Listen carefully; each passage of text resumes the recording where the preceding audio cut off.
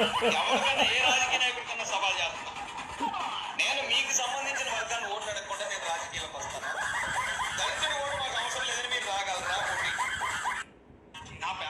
చూశారు కదా మిత్రులారా, చూశారు కదా, రాజకీయాలు అంటే బాబు పంచ్ డైలాగులు అనుకున్నాడు వీడు.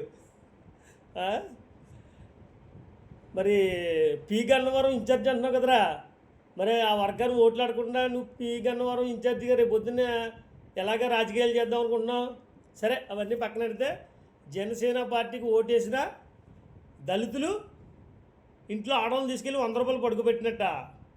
మరి నీ నాలుగు సీరియల్ రా నిజంగానే. ఏరా దళిత జాతి అంతా ఎస్సీ వాళ్ళంతా ఏంది కింద ఊడుకుని చేస్తున్నారు అనుకుంటున్నావేట్రా పేటీఎంగా? నువ్వు అమ్ముడు పోగా మమ్మల్ని కించపరిచి మాట్లాడతావేట్రా? మరి నువ్వు ఇప్పుడు జనసేనకి పవన్ కళ్యాణ్ గారికి క్షమాపణ చెప్పి, జనసేన నాయకులకి క్షమాపణ చెప్పి, ఎన్నిసార్లు నన్ను ట్రోల్ చేస్తే అన్నిసార్లు క్షమాపణ చెప్తాను, కాళ్ళు పట్టుకుంటాను, బహిరంగ లేఖలు రాస్తున్నావు. మరి మీ ఫ్యామిలీని సారీ తల్లి ఏమనుకోవద్దు, మరి మీ ఫ్యామిలీని ఎంత పడుకోబెట్టావురా?